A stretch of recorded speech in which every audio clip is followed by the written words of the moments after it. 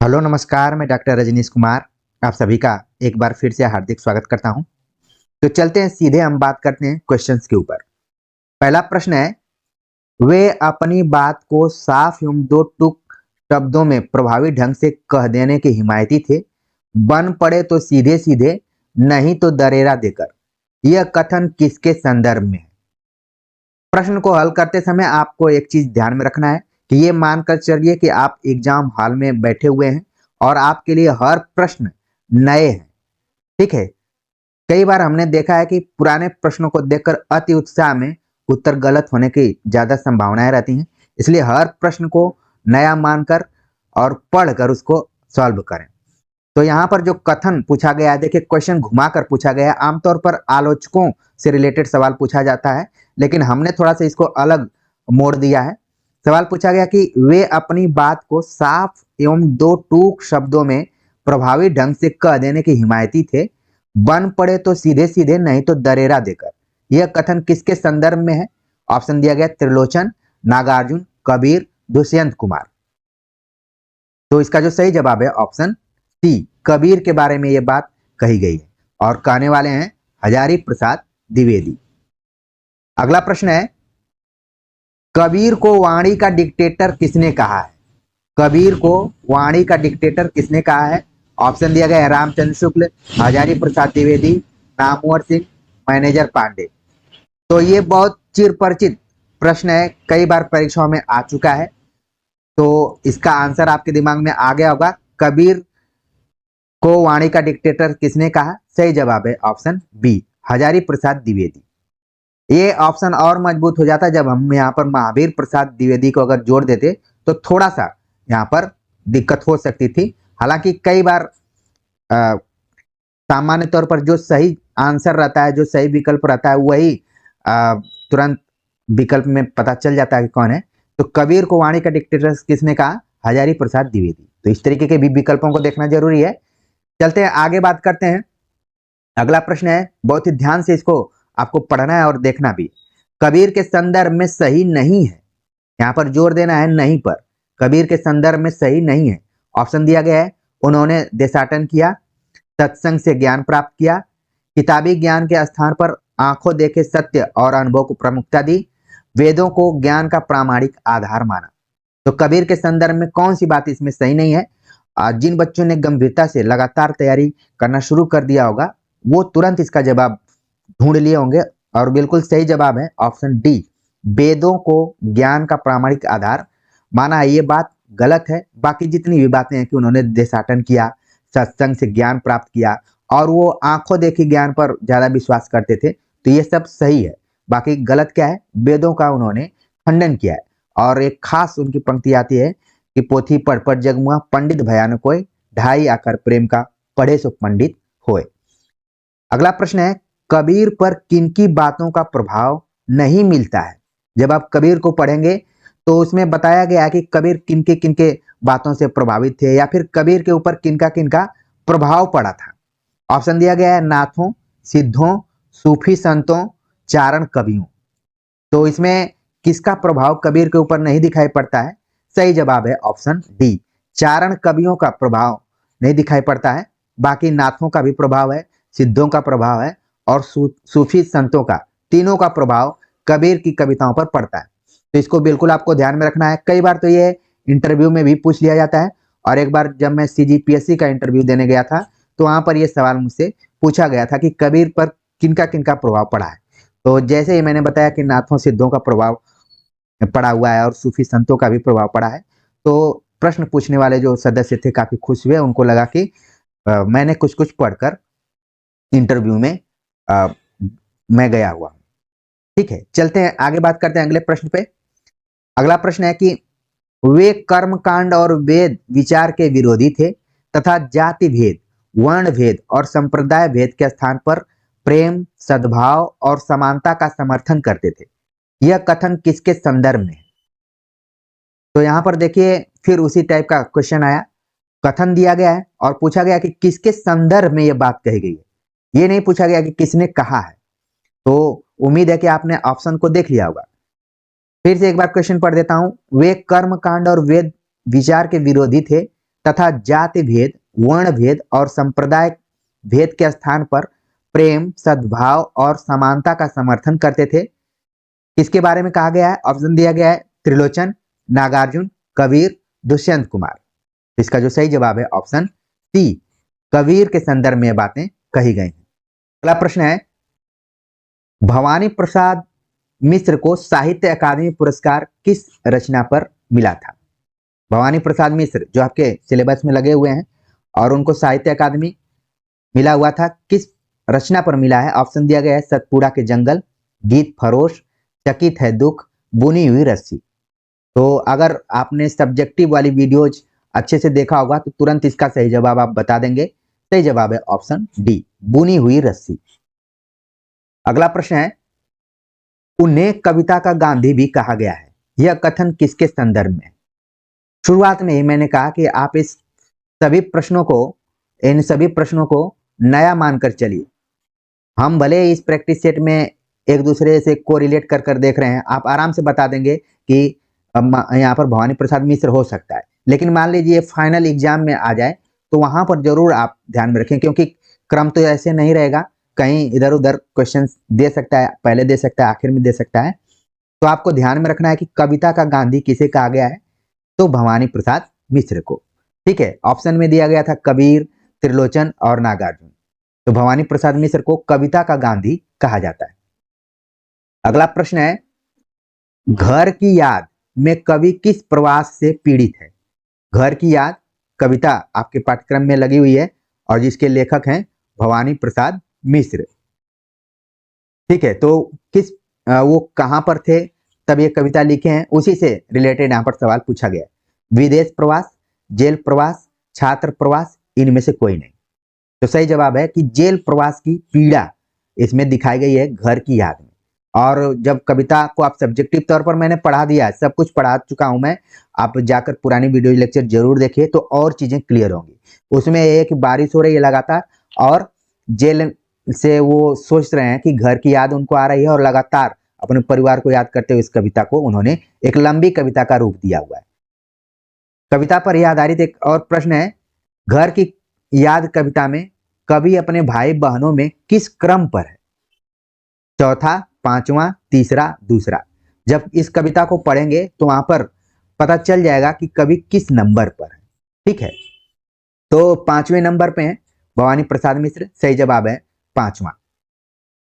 अगला प्रश्न है, त्रिलोचन का मूल नाम है? त्रिलोचन का मूल नाम है वासुदेव सिंह, वसुदेव पांडे, वसुदेव सिंह, वसुदेव पांडे। अब ये क्वेश्चन देखने में बहुत छोटा है, लेकिन पूरे इस प्रैक्टिस सेट में इससे घातक प्रश्न और इससे घातक विकल्प आपको नहीं मिलेगा। बहुत सावधानी से इसको आपको रंगना है। थोड़ा सा भी इधर उधर करेंगे तो ये ऐसा प्रश्न है कि तलवार की धार पर चलने के बराबर है, आपका पैर कभी भी कट सकता है। आप देख रहे हैं त्रिलोचन का मूल नाम है वासुदेव सिंह, वसुदेव पांडे, वसुदेव सिंह, वसुदेव पांडे। सही जवाब है ऑप्शन ए, वासुदेव सिंह। तो जो एकदम कंफर्म रहेगा, क्योंकि गांव में कई लोगों का वसुदेव नाम भी रहता है। ठीक है, तो यहाँ पर क्या है? वासुदेव सिंह। त्रिलोचन का मूल नाम या फिर वास्तविक नाम ये भी पूछा जाता है। त्रिलोचन का संबंध हिंदी कविता में प्रगतिशील कवियों के रूप में देखा जाता है, उनके वर्ग में रखा जाता है, तो इसको ध्यान में रखना है। आगे बात करते हैं। अगला प्रश्न है, निम्नलिखित में से त्रिलोचन का काव्य संग्रह नहीं है? धरती, गुलाब और बुलबुल, ताप के ताए हुए दिन, इस जनपद का कवि हूं। तो इस क्वेश्चन को भी बहुत ही सावधानी से आपको बताना है कि त्रिलोचन का काव्य संग्रह नहीं है। तो आप देख रहे हैं कि चारों जो नाम दिए गए हैं उसमें आपको लग रहा होगा कि हमने तो किताब में सब पढ़ा हुआ है, सब है इनका, लेकिन फिर भी इसमें बहुत माइनर यहाँ पर मैंने चेंजिंग किया हुआ है।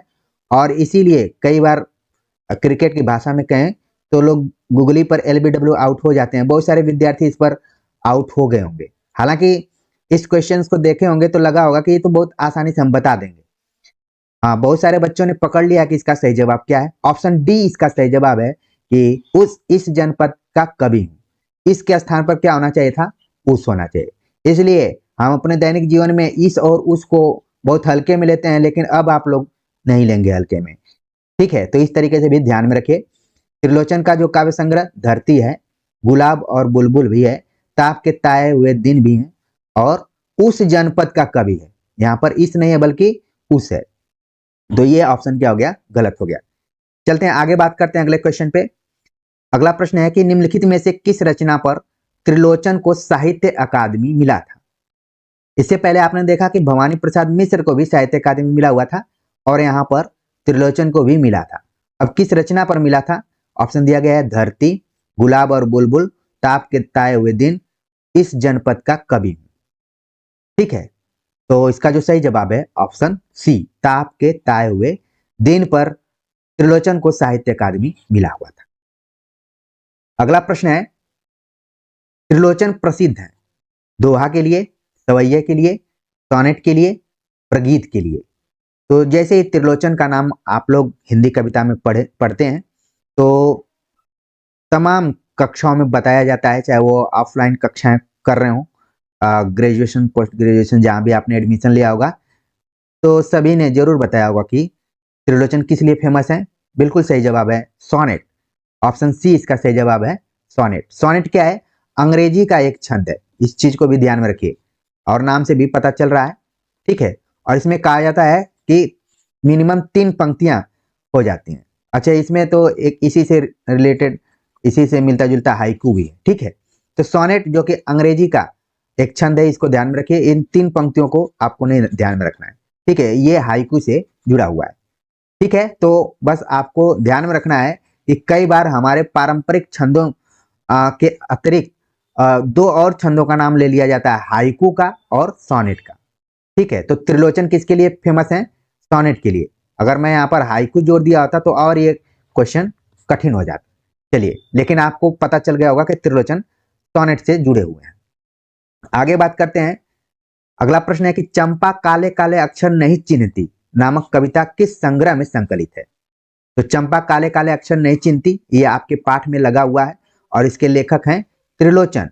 ठीक है, इसके कवि हैं त्रिलोचन, और ये किस संग्रह में संकलित है, ये ज्यादा इंपॉर्टेंट है। किस कविता संग्रह में? ऑप्शन दिया गया है धरती, गुलाब और बुलबुल, ताप के ताए हुए दिन, इस जनपद का कवि हूं। तो आपके दिमाग में जरूर इसका आंसर धीरे धीरे आने लगा होगा, और अगर पुराना मेरा वीडियो लेक्चर सब्जेक्टिव वाला देखे होंगे तुरंत आप बता देंगे। इसलिए उस वीडियोज को आप हल्के में न लें, बिल्कुल समय निकाल कर देखिए। और मेरी एक कोशिश रहती है कि टू दी पॉइंट आपसे बातचीत की जाए, आपकी हालचाल के बाद सीधे पॉइंट पर आया जाए। न मुझे कोई प्रचार करना है, न डिस्काउंट करना है, न कोई ऑफर देना है, बस आपके समय का कीमत चुकाना है। और आपके समय का कीमत इतना ज़्यादा है कि उसको चुकाना मेरे बस की बात नहीं है। जो कुछ मैं दे सकता हूँ वो देने का प्रयास लगातार कर रहा हूँ। तो चंपा काले काले अक्षर नहीं चिन्हती कविता जो है वो धरती नामक काव्य संग्रह में संकलित है, और धरती की जब भी चर्चा की जाएगी तो त्रिलोचन का नाम वहां पर आ जाएगा। अगला प्रश्न है, चंपा काले काले अक्षर नहीं चिन्हती नामक कविता के संदर्भ में सही नहीं है। तो ये ऐसा प्रश्न है कि पूरी कविता की विषय वस्तु को यहाँ पर उठाकर रख दिया गया है। अगर आप इस कविता को नहीं भी पढ़कर जाते हैं तो पूरा जान जाएंगे कि चंपा काले काले अक्षर नहीं चिन्हती में क्या है। ऑप्शन दिया गया है, यह पलायन के लोक अनुभवों को मार्मिकता से अभिव्यक्त करती है। कविता में चंपा के लिए काले काले विशेषण का प्रयोग किया गया है। इसमें शिक्षा व्यवस्था के अंतर्विरोधों को यह कविता उजागर करती है। कविता दारुण यथार्थ से भी हमारा परिचय कराती है, जहां आर्थिक मजबूरियों के चलते घर टूटते हैं। तो ये 4 ऑप्शन दिए गए हैं, उसमें से बताना हमें कि कौन सही नहीं है। तो आप लोग थोड़ा इसको पढ़ लीजिए क्योंकि बड़ा क्वेश्चन है ये। सही जवाब है ऑप्शन बी। इसमें बताया गया कि कविता में चंपा के लिए काले काले विशेषण का प्रयोग किया गया है। तो ये क्या हो गया, गलत हो गया। यहाँ पर चंपा के लिए नहीं किया गया है बल्कि अक्षरों के लिए किया गया है। जो अक्षर शब्द है यहाँ पर काले काले अक्षर नहीं चिन्हती। ठीक है, तो कई बार जैसे जब आप पढ़ते हैं तो दिमाग घूम जाता है, तो हो सकता है कई लोगों को लगे कि चंपा काली रही होगी, लेकिन यहाँ पर चंपा के लिए नहीं आया है बल्कि अक्षरों के लिए आया हुआ है। और बाकी इसमें पलायन और लोक अनुभवों को जोड़ा गया है, शिक्षा व्यवस्था के अंतर्विरोधों को बताया गया है, दारुण यथार्थ का भी परिचय कराया गया कि आर्थिक मजबूरियों की वजह से कैसे घर टूटते हैं और लोग विदेश जाते हैं, और विदेश में भी या फिर परदेश जिसको कहा जा सकता है कि एक उनकी पत्नी घर पर रहती है और एक परदेश में भी हो जाती है, तो दिक्कतें हो जाती हैं, घर कैसे टूटते हैं, इन सारी चीज़ों को भी उठाया गया है। और कवि जो है बार बार कविता में ये बताया है कि चंपा को पढ़ने के लिए प्रेरित कर रहा है, लेकिन चंपा जो है एक सामान्य परिवार की है, एक किसान परिवार से जुड़ी हुई है। जब कविता पढ़ेंगे, हालांकि मैंने कविता को पढ़ा दिया है। चलते हैं आगे, बात करते हैं अगले प्रश्न पे। अगला प्रश्न है कि चंपा किस शहर पर वज्र गिरने की बात करती है?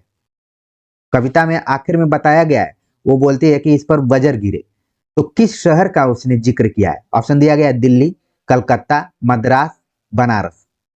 तो इसका जो सही जवाब है यहाँ पर, चंपा बोलती है कि कलकत्ता पर वज्र गिरे। ठीक है, तो इसका सही जवाब हो गया कलकत्ता।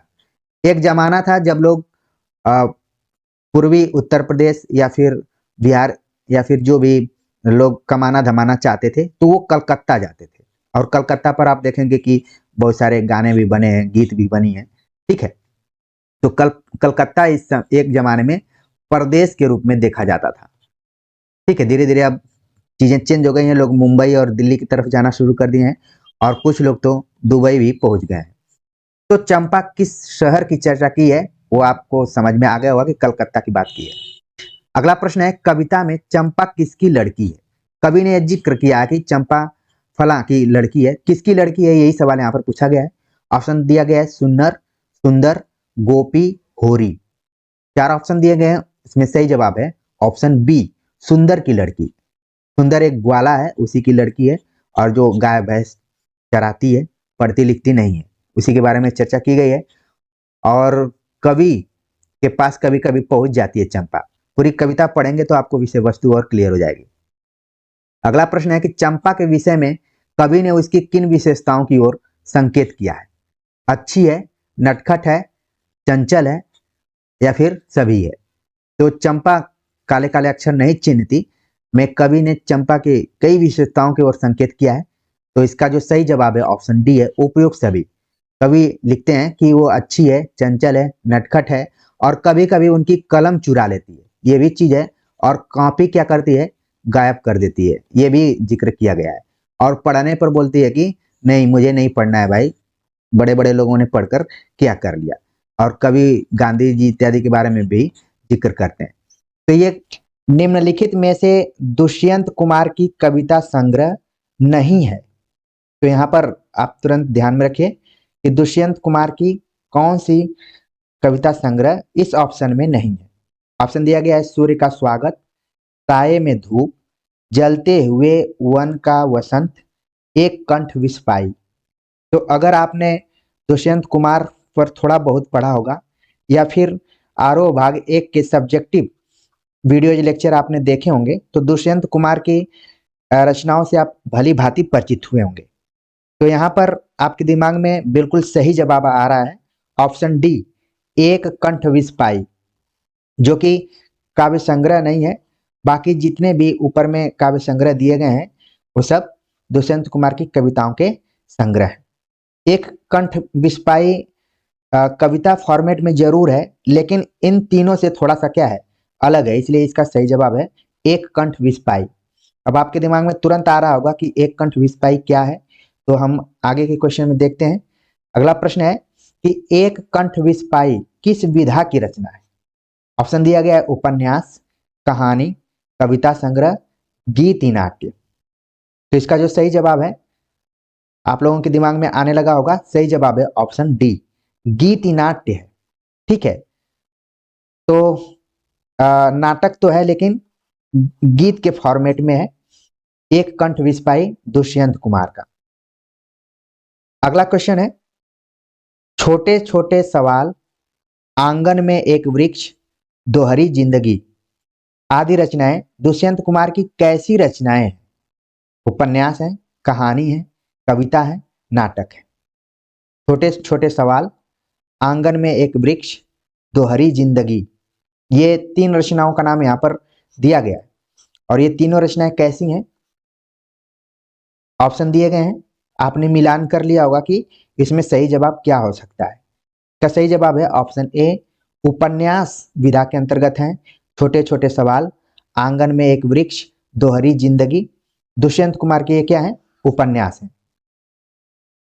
चलते हैं आगे, बात करते हैं अगले क्वेश्चन पे। अगला क्वेश्चन बहुत ही इंपॉर्टेंट है, छोटा क्वेश्चन है लेकिन आप सभी का ध्यान आकर्षित करने के लिए इसको बनाया गया है। ऑप्शन दिया गया है, दुष्यंत कुमार का संबंध था प्रगतिवाद से, प्रयोगवाद से, परिमल से या छायावाद से। तो अगर हिंदी साहित्य का इतिहास आपने बढ़िया से पढ़ा होगा तो दुष्यंत कुमार का संबंध किससे था, यहाँ पर जो ऑप्शन दिया गया है उसमें आप अच्छे से इसको समझ पाएंगे। सही जवाब है, आप लोगों के दिमाग में बिल्कुल इसका सही जवाब आ रहा है, ऑप्शन सी, परिमल। आपने हिंदी साहित्य का इतिहास पढ़ा होगा और जब आप प्रगतिवाद पढ़े होंगे तो उसी के समानांतर एक और संस्था चल रही थी जिसका नाम था परिमल। परिमल में धर्मवीर भारती का नाम सबसे पहले लिया जाता है और इन्होंने एक तरीके से इलाहाबाद में इस संस्था को स्थापित किया, प्रतिष्ठित किया, ठीक है। और प्रगतिवाद के एक तरीके से ये विरोधी माने जाते थे, तो उसी से दुष्यंत कुमार का भी संबंध था। और ये क्या थे, इन लोगों के था खुली रचनाएं करना, किसी वाद में बदकर नहीं करना है कि किसी विचारधारा पर या फिर किसी खास वाद को ध्यान में रखते हुए, इस टाइप का नहीं, खुली रचनाएं ये लोग लिखा करते थे, उसी का नाम था परिमल। कई बार इंटरव्यू इत्यादि में भी पूछ लिया जाता है परिमल की स्थापना कब हुई थी और उससे कौन कौन लोग जुड़े थे। तो पहला नाम तो आप दुष्यंत कुमार का जरूर ध्यान में रखिए। आगे बात करते हैं अगले क्वेश्चन पे। अगला प्रश्न है, दुष्यंत कुमार जाने जाते हैं कहानीकार के रूप में, उपन्यासकार के रूप में, नाटककार के रूप में, गजलकार के रूप में।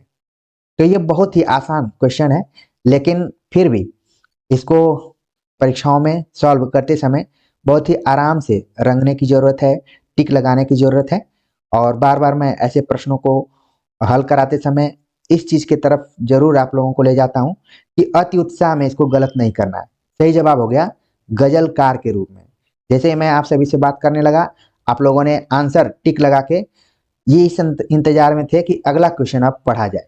तो ध्यान में रखिए, दुष्यंत कुमार का संबंध परिमल से भी रहा है और वो गजलकार के रूप में जाने जाते हैं अगर साहित्यिक विधा के दृष्टिकोण से देखा जाए तो, ठीक है। चलते हैं आगे, बात करते हैं अगले क्वेश्चन पे। अगला प्रश्न है, कहां तो तय था चिरागा हर एक घर के लिए, कहां चिराग मयस्सर नहीं शहर के लिए। ये दोनों पंक्तियां काफी इंपॉर्टेंट हैं, अक्सर आपने इनको मंचों से सुना होगा। और अब इन पंक्तियों के आधार पर सवाल पूछ लिया गया है जो कि थोड़ा सा आपको ध्यान देने वाली बात है यहाँ पर। कहाँ तो तय था चिरागा हर एक घर के लिए, कहाँ चिराग मयस्सर नहीं शहर के लिए। इन पंक्तियों के संबंध में सही है। पहले शेर में चिराग शब्द बहुवचन में है, दूसरे शेर में चिराग शब्द एक वचन में है। ये पंक्तियां साए में धूप से ली गई हैं, उपरोक्त सभी। तो ये पंक्ति देकर आप देख रहे हैं कि 4 यहाँ पर तथ्य दिए गए हैं और मुख्य रूप से 3 ही तथ्य हैं, क्योंकि उपयुक्त सभी को बहुत मैं क्रिएटिव ढंग का ऑप्शन नहीं मान सकता हूं, लेकिन इन तीनों पंक्तियों को आप बिल्कुल ध्यान में रखिए कि क्या ये पंक्ति से रिलेटेड हैं। पहले शेर में चिराग शब्द बहुवचन में, तो आप देखेंगे यहाँ पर कि हाँ ये बात सही है। दूसरे शेर में चिराग शब्द एक वचन में, तो आप देखेंगे कि हाँ यहाँ भी क्या है, सही है। और सबसे इंपॉर्टेंट चीज है कि एनसीईआरटी की बुक में जो दुष्यंत कुमार की गजलें लगी हुई हैं या गजल लगी हुई हैं, वो किस कविता संग्रह से ली गई है, तो आपने पढ़ा होगा। अगर लेक्चर को भी पढ़ा होगा और बुक भी पढ़ा होगा तो आपके दिमाग में तुरंत आ गया होगा कि हाँ ये भी ऑप्शन क्या है, सही है।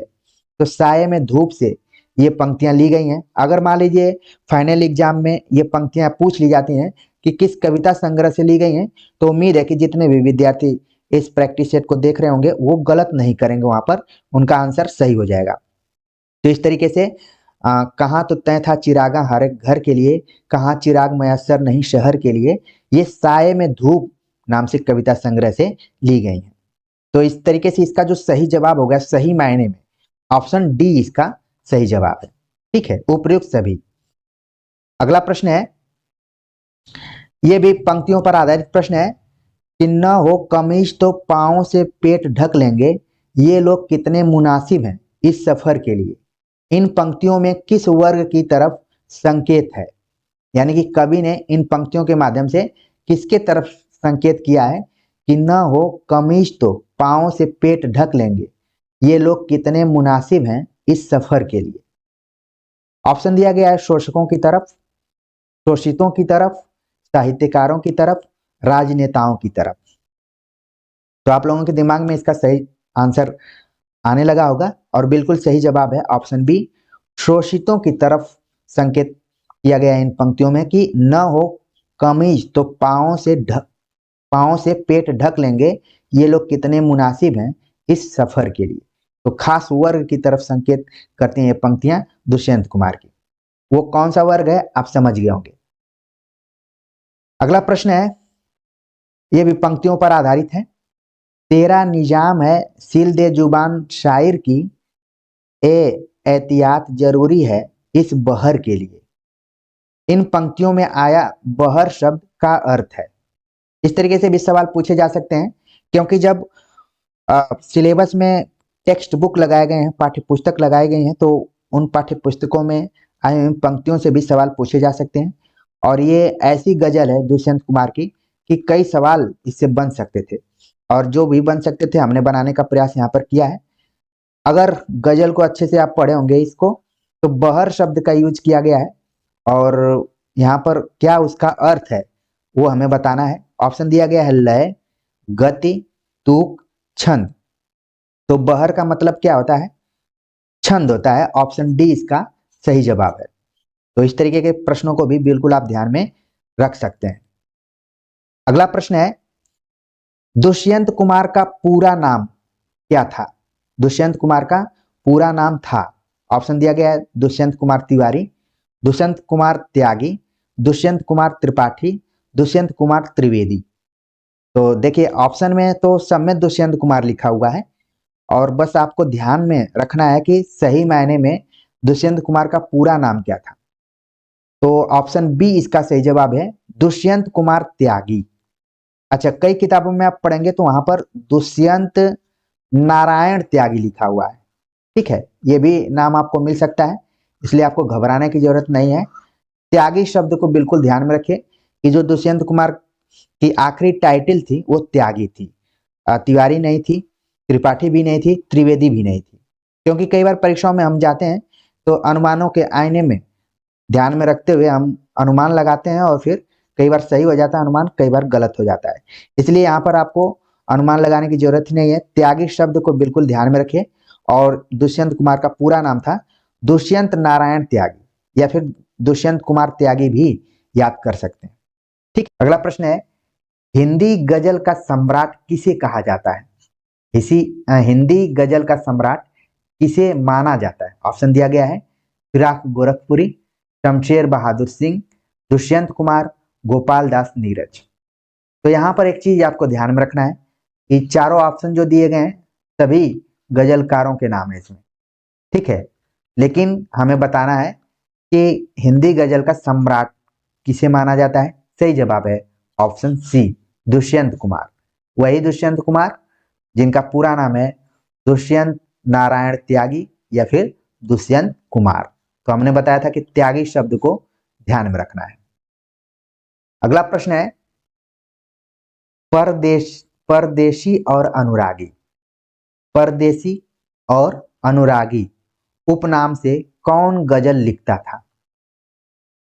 ऑप्शन दिया गया है फिराक गोरखपुरी, शमशेर बहादुर सिंह, दुष्यंत कुमार, गोपाल दास नीरज। वही सब ऑप्शन दिए गए हैं ऊपर वाले ही। इसका भी सही जवाब है ऑप्शन सी, दुष्यंत कुमार। दुष्यंत कुमार परदेसी और अनुरागी उपनामों से भी गजल लिखते थे। तो इस तरीके महादेवी वर्मा के संदर्भ में सही नहीं है। यहाँ पर ध्यान में रखना है कि महादेवी वर्मा के संदर्भ में सही नहीं है, हमें बताना है। ऑप्शन दिया गया है जन्म 1907 फर्रुखाबाद उत्तर प्रदेश, प्रयाग महिला विद्यापीठ की स्थापना, चांद का संपादन किया, इनका लेखन केवल पद्य में रहा। तो जैसे ही आपने चारों ऑप्शंस को देखा है, आपके दिमाग में तुरंत इसका सही जवाब आ रहा होगा और बिल्कुल सही जवाब आप सभी के दिमाग में आ रहा है। ऑप्शन डी इसका सही जवाब है कि इनका लेखन केवल पद्य में रहा। ये ऑप्शन क्या है, महादेवी वर्मा के संदर्भ में गलत है। बाकी इनका जन्म 1907 फर्रुखाबाद, इन्होंने प्रयाग महिला विद्यापीठ की स्थापना की और बाद में वहाँ की प्राचार्य भी रहीं और लड़कियों को ध्यान में रखकर ये विद्यापीठ की स्थापना हुई थी और चाँद पत्रिका का इन्होंने संपादन किया। तो ये सारे ऑप्शन तीनों ऊपर के सही हैं। ऑप्शन डी इनका गलत है कि ये केवल पद्य में लिखती रहीं। आपने देखा कि ये गद्य और पद्य दोनों में इन्होंने लिखा है। इस तरीके से इसका जो सही जवाब हो गया ऑप्शन डी। अगला प्रश्न है, महादेवी ने निम्नलिखित में से किसका संपादन नहीं किया? महादेवी ने निम्नलिखित में से किसका संपादन नहीं किया?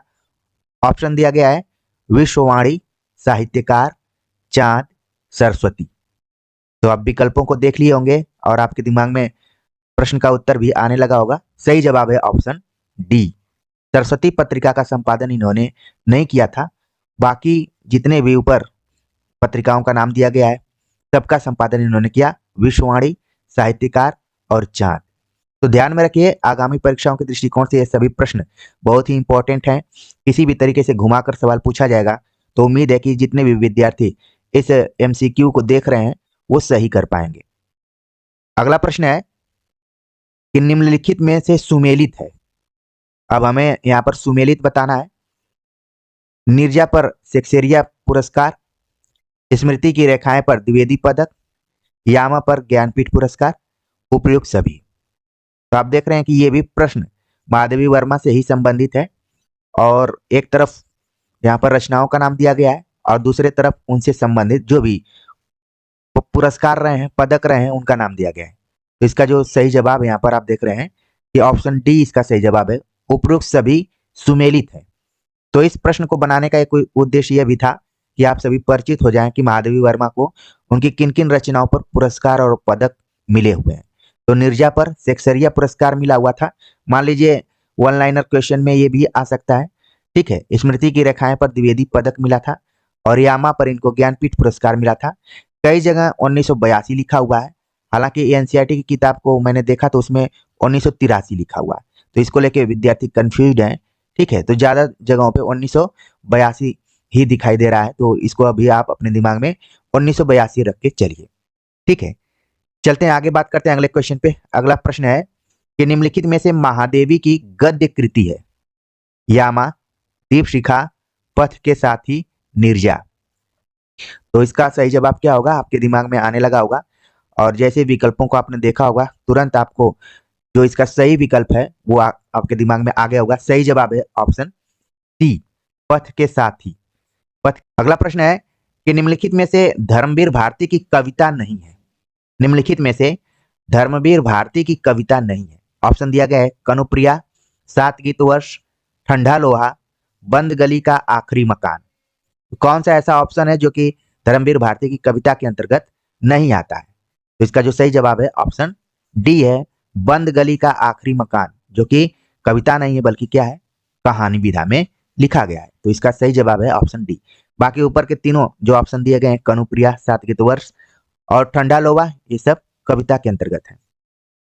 अगले प्रश्न पर बात करें तो थोड़ा मिलता जुलता था, बंद गली का आखिरी मकान। तो यहाँ पर गली से संबंधित ही हमारे दिमाग में एक प्रश्न आया जिसको कि हमने यहाँ पर रख दिया। प्रश्न पूछा गया, गली आगे मूर्ति है किसकी रचना है? ऑप्शन दिया गया धर्मवीर भारती, शिव प्रसाद सिंह, केदारनाथ सिंह, डॉक्टर धर्मवीर। आप देख रहे हैं ऑप्शन में दो दो धर्मवीर का नाम दिया गया है, एक डॉक्टर धर्मवीर है और एक धर्मवीर भारती है। खासतौर से साहित्य में बहुत लेकर कंफ्यूजन हो जाता है, तो इनको तो एक अपने दिमाग में रखिए कि ये दलित चिंतक रहे हैं, ठीक है। और बाकी धर्मवीर भारती को आप जान ही रहे होंगे। तो गली आगे मूर्ति है किसकी रचना है ये हमें बताना है और इसका जो सही जवाब है आप लोगों के दिमाग में आ रहा होगा। सही जवाब है ऑप्शन बी, इसका सही जवाब है शिव प्रसाद सिंह। शिव प्रसाद सिंह की रचना है गली आगे मूर्ति है। और इसलिए मेरे दिमाग में आया क्योंकि बंद गली और गली तो कई बार कंफ्यूजन से क्रिएट हो जाता है, लेकिन यहाँ पर आपका कंफ्यूजन दूर हो गया होगा कि कौन किसकी रचना है। आगे बात करते हैं, अगला जो प्रश्न है कि ठेले पर हिमालय रचना किस विधा में है? ठेले पर हिमालय रचना किस विधा में है? ऑप्शन दिया गया है निबंध, कविता, नाटक, यात्रावृत्त। तो अगर आपने धर्मवीर भारती को अच्छे से पढ़ा होगा तो इसका सही जवाब आपके दिमाग में आ रहा होगा और बिल्कुल सही जवाब आ रहा है ऑप्शन ए। निबंध विधा में लिखा गया है ठेले पर हिमालय। बहुत ही महत्वपूर्ण रचना है और पिछले साल के क्वेश्चन पेपर को आप देखेंगे तो कई बार ये पूछी जा चुकी है। अगला प्रश्न है कि धर्मयुग किस प्रकार की पत्रिका थी? धर्मयुग, जिसके संपादक के तौर पर धर्मवीर भारती का नाम लिया जाता है और ये मुंबई से प्रकाशित होती थी, ठीक है। लेकिन यहाँ पर जो सवाल बनाया गया है कि किस प्रकार की पत्रिका थी, क्योंकि इस तरीके के सवाल पत्रिकाओं से आते रहते हैं। ऑप्शन दिया गया है साप्ताहिक, पाक्षिक, मासिक, त्रैमासिक। तो धर्मयुग किस तरीके की पत्रिका थी? सही जवाब आप लोगों के दिमाग में आ रहा है। कई बच्चे थोड़ा सा कंफ्यूज भी हो रहे होंगे। सही जवाब है इसका ऑप्शन ए, साप्ताहिक पत्रिका के तौर पर धर्मवीर भारती। प्रश्न है शिरीष के फूल किस विधा की रचना है? शिरीष के फूल किस विधा की रचना है? ऑप्शन दिया गया है निबंध, ललित निबंध, उपन्यास, कहानी।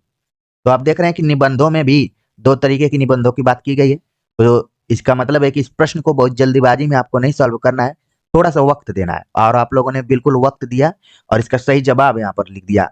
ऑप्शन बी इसका सही जवाब है ललित निबंध। जब भी ललित निबंधों की बात आती है तो हजारी प्रसाद द्विवेदी, कुबेरनाथ राय और विद्यानिवास मिश्र का नाम आ जाता है। तो इन तीनों की रचनाओं को बिल्कुल आप ध्यान में रखिए, परीक्षाओं में घूम फिर कर आते रहते हैं। यहाँ पर शिरीष के फूल जो ललित निबंध की बात की जा रही है उसके लेखक हैं हजारी प्रसाद द्विवेदी। आगे बात करते हैं कि शिरीष के फूल को किस निबंध संग्रह में संकलित किया गया है? हमने तमाम संग्रहों को ध्यान में रखते हुए कहानी, नाटक, उपन्यास, निबंध, ठीक है, इस पर हमने एक वीडियो लेक्चर बनाया हुआ है। आप अगर लंबे समय से जुड़े होंगे इस चैनल से, इस चैनल पर आपके लिए एक चीज बहुत अच्छी है कि टू द पॉइंट बातें की गई हैं। आपका न समय खत्म होगा, आप थोड़ा सा 2 मिनट भी देंगे तो आपको पता चलेगा कि आपको 2 नई जानकारी यहाँ पर मिल गई है। क्योंकि न मुझे कोर्स बेचने हैं, न प्रचार करना है, न बहुत प्रेशर में रहकर काम करना है। मुझे मार्गदर्शन आप लोगों को देना है और स्वतंत्र तरीके से देना है। आप सफल होते हैं, अगर मैसेज भी कर देते हैं तो उतना बहुत है। मुझे बुलाकर किसी का बहुत खास तरीके से इंटरव्यू भी नहीं लेना है, ठीक है। अगर कोई इच्छित रहेगा तो बाद में इस चीज को देखा जाएगा अगर वो इस चैनल के बारे में कुछ बताता है। लेकिन इतना मुझे विश्वास है कि थोड़ा सा भी वक्त देंगे तो आपको कुछ न कुछ मिलेगा ही, कुछ आपका नुकसान नहीं होगा। तो निबंध संग्रहों या फिर संग्रहों को हमने कलेक्ट किया है एक 2-3 वीडियो लेक्चर में अलग अलग टॉपिक से, तो जरूर उसको समय निकाल कर आप देखिए। यहाँ पर सवाल पूछा गया था कि शिरीष के फूल को किस निबंध संग्रह में संकलित किया गया है? ऑप्शन दिया गया अशोक के फूल, कल्पलता, कुटज, आलोक पर्व। तो इसका जो सही जवाब है ऑप्शन बी इसका सही जवाब है कल्पलता। अगला प्रश्न है शिरीष के फूल के बारे में सही है। जब आप शिरीष के फूल निबंध को पढ़ेंगे तो कौन सा ऑप्शन है जो कि सही है? तो इसके लिए आपको गंभीरता से पढ़ना पड़ेगा, तभी इस प्रश्न का सही जवाब आप देंगे। वरना थोड़ा सा हमने यहाँ पर लचीला मोड अपनाया हुआ है, उपयुक्त सभी लिख दिया है। इसका सही जवाब उपयुक्त सभी ही होगा। लेकिन फ्यूचर के दृष्टिकोण से आप देख लीजिए कि शिरीष के बारे में क्या सही है। शिरीष के वृक्ष बड़े और छायादार होते हैं, ये पहली विशेषता को आप ध्यान में रखिए। ऐसा देखने से लग रहा है कि शिरीष के फूल तो छोटा कोई फूल की बात की जा रही होगी, लेकिन यहाँ पर बताया जा रहा है कि शिरीष के वृक्ष बड़े और छायादार होते हैं। शिरीष का फूल संस्कृत साहित्य में बहुत कोमल माना गया है। शिरीष के फूल में मस्ती और फक्कड़पन है। तो ये तीनों विशेषताएं जो शिरीष के फूल के बारे में बताई जा रही हैं वो सभी सही हैं। इस तरीके से ऑप्शन डी इसका सही जवाब होगा। अगला प्रश्न है कि हजारी प्रसाद द्विवेदी ने शिरीष के फूल की तुलना किससे की है? जब आप शिरीष के फूल निबंध को पढ़ेंगे तो इसमें हजारी प्रसाद द्विवेदी ने तुलना की हुई है। बार बार वो शिरीष के फूल की तुलना उस चीज से करते हैं, वही सवाल पूछा गया है यहाँ पर। ऑप्शन दिया गया है सिद्ध पुरुष से, अवधूत से, वाम मार्गी से, हिल्लोल से। तो चारों ऑप्शन दिए गए हैं। अगर आपने शिरीष के फूल को बढ़िया से पढ़ा होगा तुरंत आपके दिमाग में वो शब्द गूंज गया होगा। सही जवाब है ऑप्शन बी, अवधूत से बार बार इसकी तुलना की गई है। अवधूत एक तरीके के सन्यासी होते हैं, तो शिरीष के फूल की तुलना इसी अवधूत से बार बार हजारी प्रसाद द्विवेदी ने किया है।